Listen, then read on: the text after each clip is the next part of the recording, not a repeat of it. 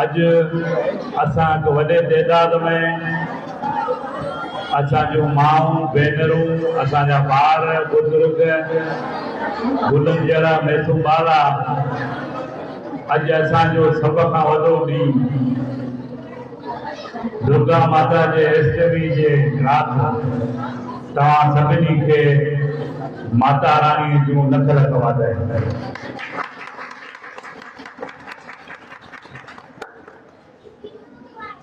कोटड़ी सुध जो तारीख़ी शहर सुधू दरिया के किनारे ते हज़ारनि सालनि खां इन्हनि मंदर जी जेका तारीख़ है,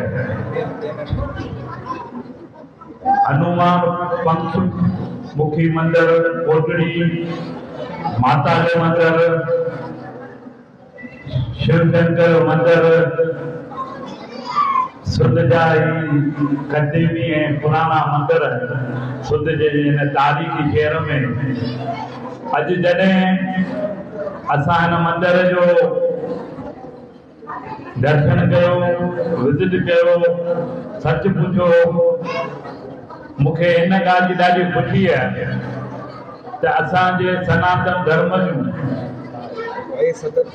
हज़ारे तइदाद में जेके असांजा भेनरूं, असांजूं माऊं, असांजूं नियाणियूं, दोस्त, बुज़ुर्ग हिक वॾे अक़ीदे ऐं एतिराम सां माता रानीअ जे हिन दर ते अॼु पाण सभु अची गॾिजी इन ॻाल्हि जो अज़म कयो आहे त असांजी सुधू माथरी जेका क़दीमी तहज़ीब आहे, सुधू दरिया जे किनारे ते, अॼु उन किनारे ते सुध जा जेके असली वास आहिनि उहे पंहिंजे मंदिर में माता जी पूॼा करे रहिया आहिनि।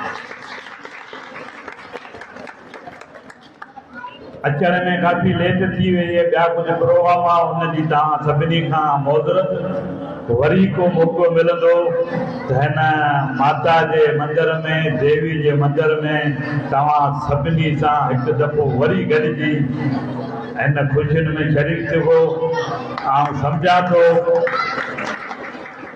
त कोटड़ीअ में जेके बि हिंदू बिरादरियूं रहनि थियूं, लोहाणा बिरादरी हुजे, असांजा भील हुजनि, कोली हुजनि, मेघवाड़ हुजनि, सभु जेके सनातन धर्म जा पूॼा कनि था, उन जा फॉलोअर्स आहिनि, उन्हनि सभिनी खे हिकु दफ़ो वरी माता रानीअ जूं वाधायूं ॾियां थो।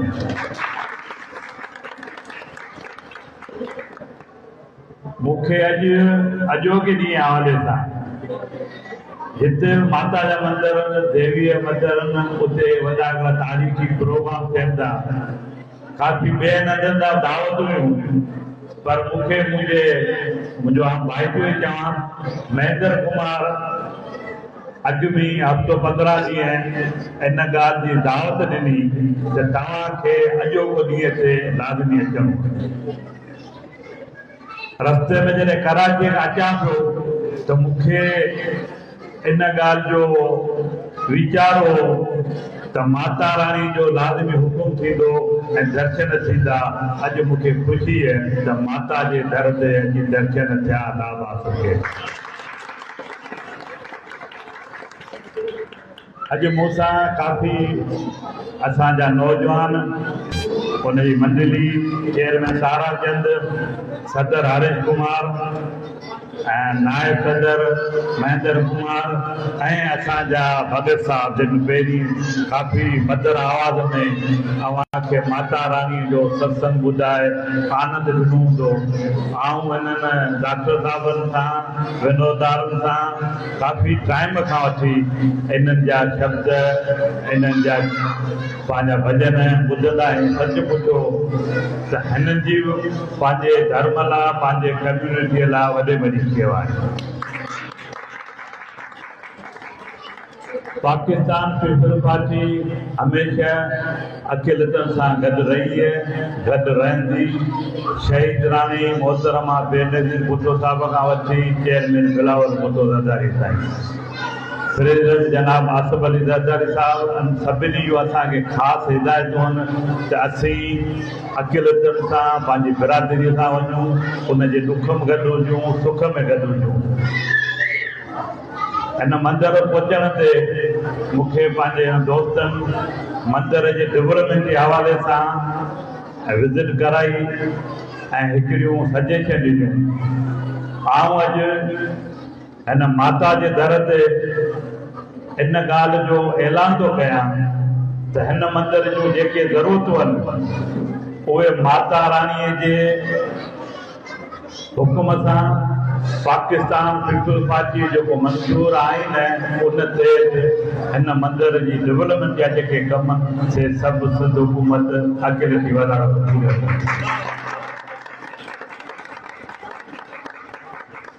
आउं जॾहिं सवेर हाल में दाख़िल थियुसि पे हाणे त काफ़ी माताऊं भेनरूं मुंहिंजी निकिरी वियूं आहिनि। उन्हनि खे मूंखे हिकिड़ो मैसेज ॾियणो हो। उहो कहिड़ो मैसेज त असांजूं जेके मैसूं नियाणियूं आहिनि जेके स्कूल कॉलेज यूनिवर्सिटियूं पढ़नि थियूं उन्हनि जी अवी हिफ़ाज़त कयो, उन जा माउ पीउ हिफ़ाज़त कनि, उन जा ॿार हिफ़ाज़त कनि। पंहिंजे सभिनी हिंदू कम्यूनिटीअ में हिकिड़ी तमामु वॾी ॻाल्हि आहे त पंहिंजे घरनि में मंदर बि आरती कंदा आहिनि। उन आरती जे पूॼा में उन्हनि असीं पंहिंजे नियाणियुनि खे शामिलु कयूं। जय माता की, जय माता की। उन करण सां इहो थींदो त जेके सॼी सिंध में जेके असां सां असांजे नियाणियुनि सां इशू अचनि था, मसाला अचनि था, तव्हां पाण सभिनी ख़बर आहे त असीं उनजी रोकथाम कयूं, असीं पंहिंजे नियाणी पाण हिफ़ाज़त कयूं। जॾहिं घर धणी पंहिंजे ॿारनि जी मालिकी कंदा, हिफ़ाज़त कंदा त तव्हां सां माता रानी गॾु हूंदी, तव्हां सां सिंध हुकूमत गॾु हूंदी, तव्हां सां पाकिस्तान पीपल्स पार्टी गॾु हूंदी।